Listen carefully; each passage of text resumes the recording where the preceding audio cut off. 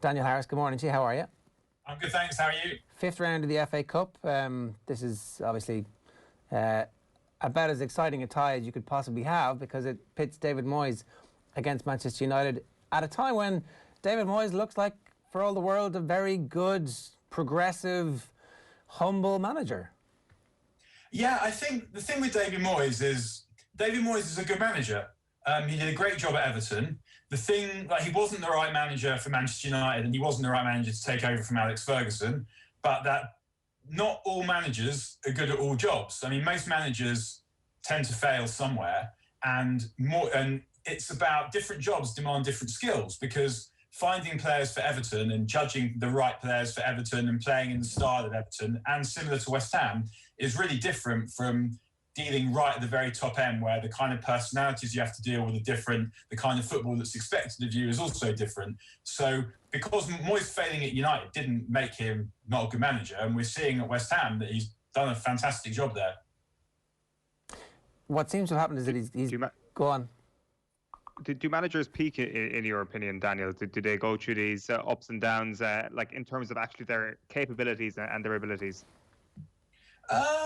I'm not sure about that, because I think with most jobs that aren't physical, so obviously you naturally get rubbish at those the older you get, you're always learning. So I think we've seen that Jose Mourinho is probably an outlier in that aspect, because it feels with him that he's somehow been subsumed by the worst aspects of the character that made him a genius, and they've kind of defeated the good aspects. So it feels like he is kind of finished as a manager, but at least finished at the top end. And when I say that, I don't mean he's rubbish, but he's getting worse, not better. But anyone sensible learns from the mistakes that they made and learns from what they do, and is always thinking about the game differently and taking notice of the improvements that other people are making. And I think that there's no reason to think that David Moyes wouldn't have done that. So no, I don't see that he would necessarily have previously peaked, because you're always learning. And I mean, look at Roy Hodgson. I mean, he's still going, and I'm absolutely certain that he would think he's a better manager now than he was 20 years ago when he was only 78 years old. I think the thing about Moyes is that he failed after he left Manchester United a couple of times. But it seems this time around he's actually used his time away from the game to go off and see what other clubs are doing, to go out and spend time at other clubs around Europe, and to learn and to get the best of the statistical analysis that's happening in the data revolution, and to incorporate parts of that into his management, which I think we would have assumed, probably wrongly, was just old school, because he was anointed by Ferguson, and Ferguson was of that old school. And that might have...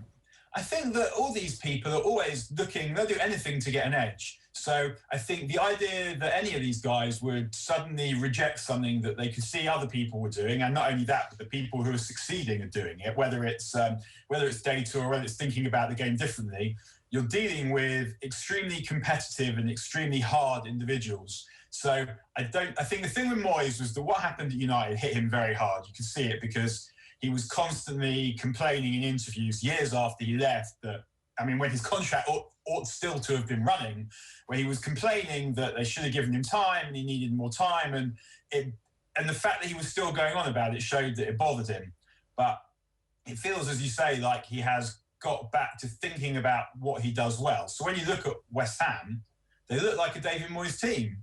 They're big men who defend well, but their intention, although they're kind of set up in a defensive way, the intention is to go forward.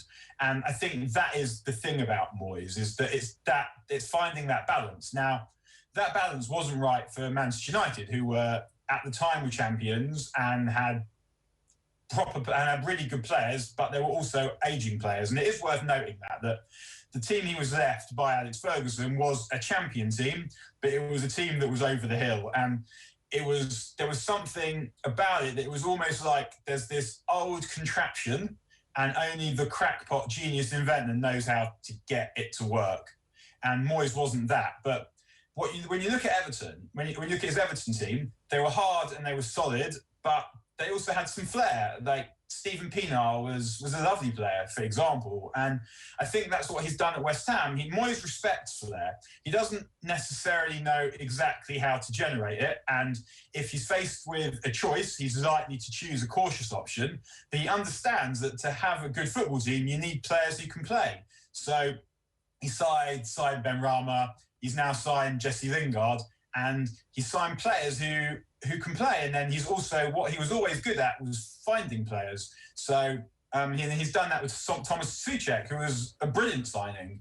And West Ham also really good at set pieces, and they're good at attacking set pieces, and they're good at defending set pieces. And that kind of combination will always be difficult to resist, because ultimately, much as people seem to think otherwise, football doesn't change. The rules of the game are the same.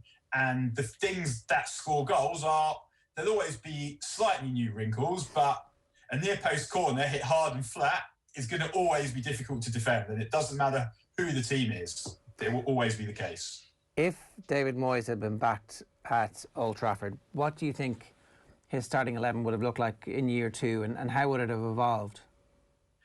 It's hard to know, because you don't quite know who he was going to sign. I mean, he thought he was going to sign Gareth Bale, and I think the story goes that he thought the Bale deal was done. And I remember he gave an interview, like his second game, United drew 0-0 at home to Chelsea. It was a terrible game.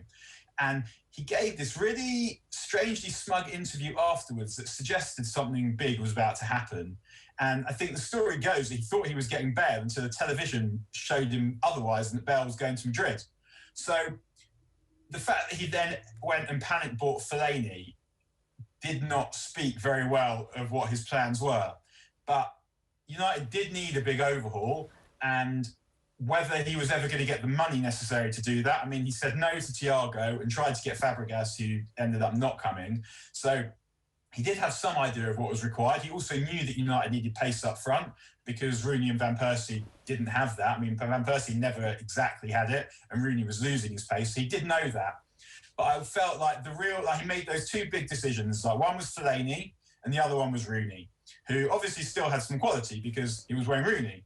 But Fergie had done everything but pack up his house for him and find him a new club. And for whatever reason, Moyes decided that he knew better than the manager who'd managed Rooney for all those years. I mean, perhaps he thought that Rooney wasn't finished as a player, but that it was just a personal thing with Fergie. But Fergie almost fell out. I can't really think of anyone off the top of my head who Fergie fell out with until he was ready to fall out with him, because they were no longer of use to him. But Moyes committed to Rooney, which cost him a lot of money of his budget, and also left him a bit of a hostage to fortune, because once you keep Wayne Rooney, you have to keep picking him, because if you do pick him, it's a story. But if you don't pick him, it's an even bigger story. And he was the captain and the leader of the team.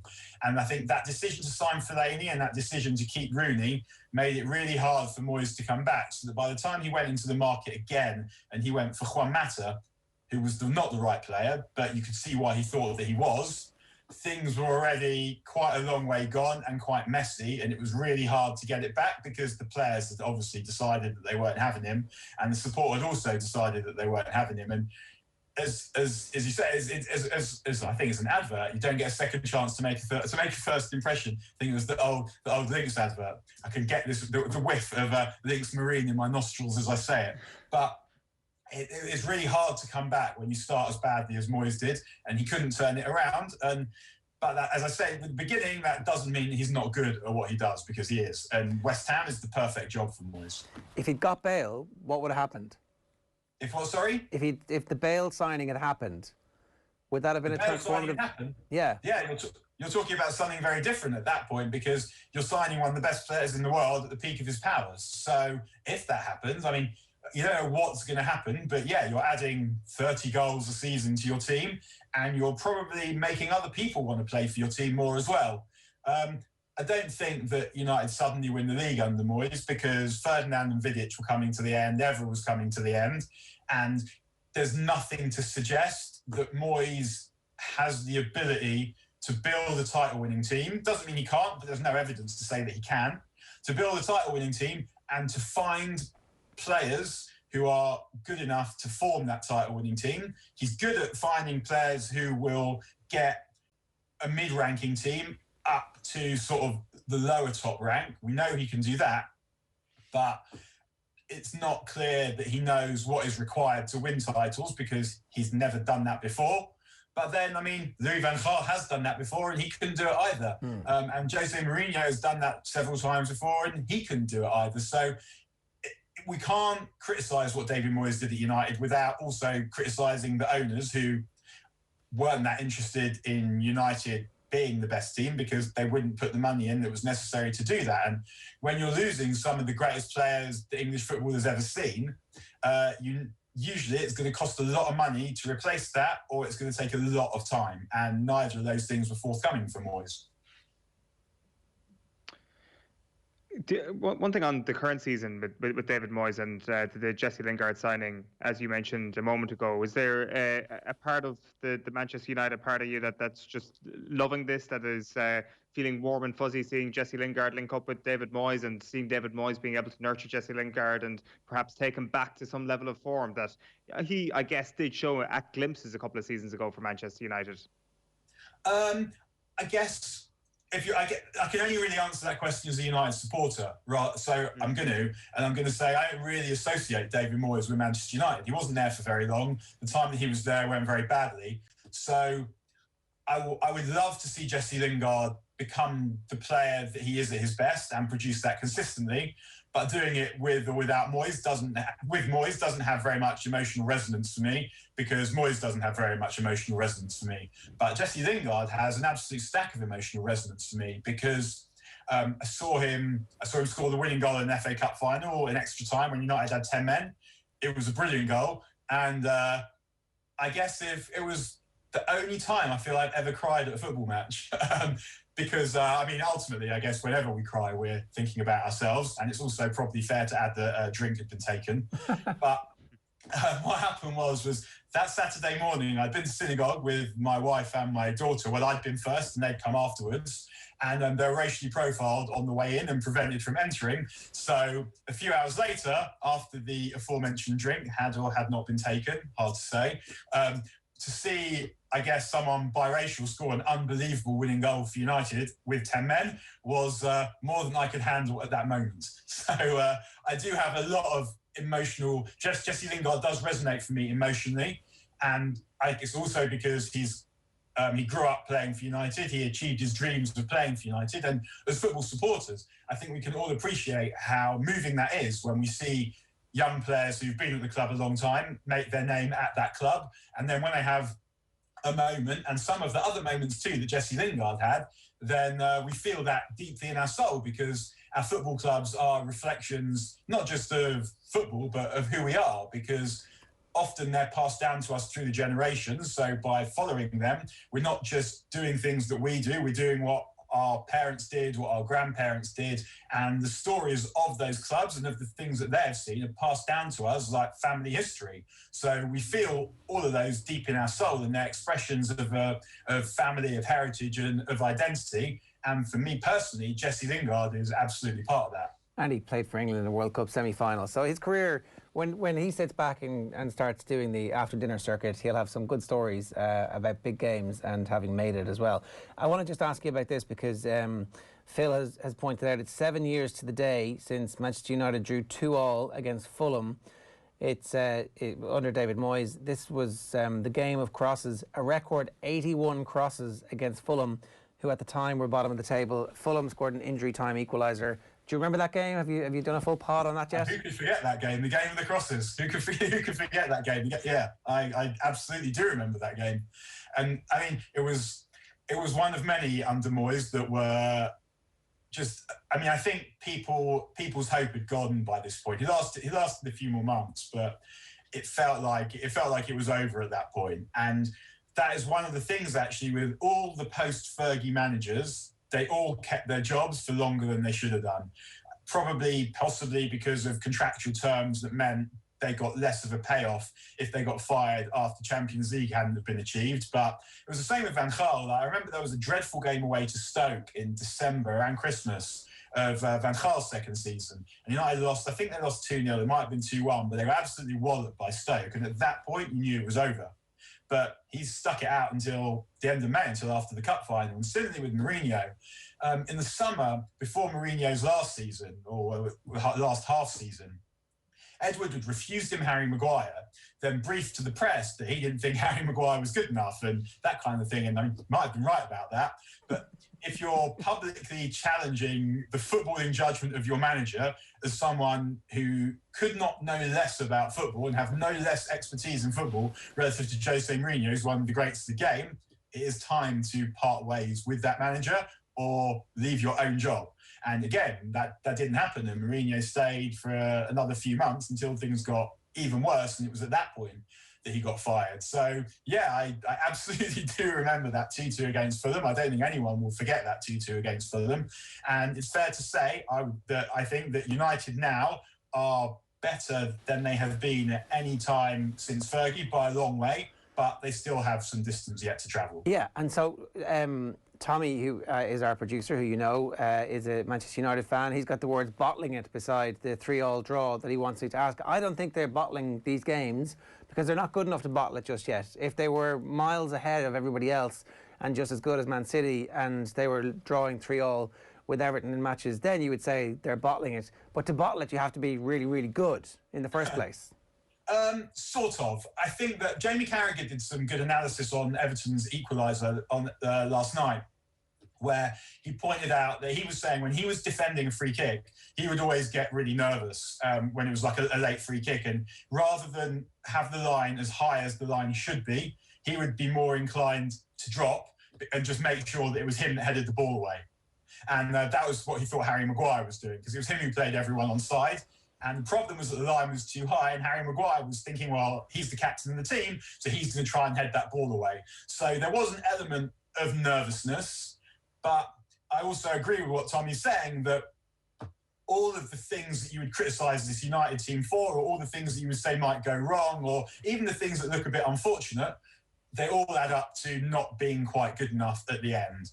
I think that it is worth noting that the way that fixtures have fallen in City's favour. Obviously, they were at Liverpool at the weekend, and that was a great performance. But the 9 games that they won prior to that, 7 of them were against seven of them were against teams who were in the bottom 9.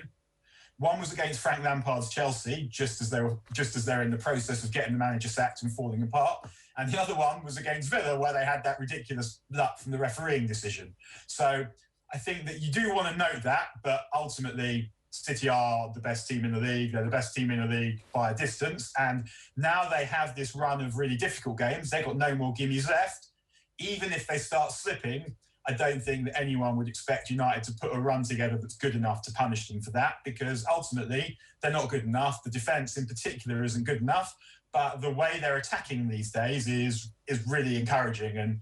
And they've played much worse than they played against Everton this season and won games. But the way they were putting their attacks together, the way they were sustaining their attacks, the way they were threatening is making them look like what is a good team now. And they now need to make that jump from being a good team to being a really good team.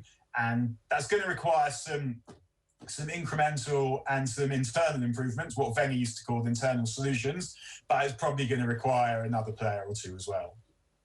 Is finishing above Liverpool in the Premier League table this season satisfaction enough for Manchester United? No, of course not. Finishing above, you want to finish above all the teams. Finishing above Liverpool would show improvement, but we do also need to note that much as people seem desperate to invent excuses for why Liverpool are where they are, the main reason is still the injuries. And you could say that Jurgen Klopp made a mistake in not predicting that these injuries might happen, given the fixture list, and just given his lack of strength, depth and centre-back. You could also criticise the board for not giving him the money, or as much money as he needed, if that's what happened, or order the technical team for not insisting that he sign at least one more centre-back at the beginning of the season. But the main reason still for why Liverpool are where they are is the injuries, though there are other important reasons, like the mental, physical stress of succeeding for so long, of playing the way that Klopp likes them to play, teams finding them out, all of those things. But yeah, so finishing above Liverpool is an improvement. If United can finish second, that would be an improvement. If they can finish closer to the top than they did last season, that would also be an improvement. But it will never be satisfactory, because satisfactory is winning the league. And even then, you're always still looking for an edge. Like, that's the best teams, the best players, the best managers, the best at anything in any sport, any field of human endeavour, always looking at how they can improve and never quite satisfied. I remember Ryan Giggs saying that he always hated the unsuccessful summers, the summers that followed unsuccessful seasons, much more than he enjoyed the summers that followed successful seasons. And it's that kind of attitude that drives winners on to become repeat winners. And what United need to do is they do need to find that mentality, because we have seen games recently where they haven't pressed enough to win. I mean, that point at Anfield suddenly doesn't look like a great point when you see Burnley win there. I mean, everyone's winning there. You see City going there and absolutely taking them apart. And United aren't good enough necessarily to take Liverpool apart, but they were good enough on that day to take it to Liverpool more than they did. And I think, given the team that United are, that is necessary, because they're not ruthless in front of goal yet. And so when in a game where you only create 2 or 3 good chances, United aren't a team who you think are good enough to rely on scoring one of 2 or 3 chances. And they drew 0-0 at home to Chelsea, they drew 0-0 away to Arsenal, and they drew 0-0 at home to Man City. And the attitude with which they approach those games is not the attitude with which champions generally approach games. And after they beat Liverpool in the Cup, I felt like that was a sea change, because it was the first time that they'd gone up against a good team and just looked to impose their game. Yeah. They haven't worried too much about what might happen to them and looked at what they were going to do. Well, and that looked like a sea change, and I was pleased to see that. And Ole even referred to it after the game. But then they went to Arsenal and they played again within themselves. Yeah. They played a midfield of Fred and McTominay, and they ended up with another 0-0, and it was costly. Well, look, we'll see what happens tonight. Daniel, good stuff. Thanks a million.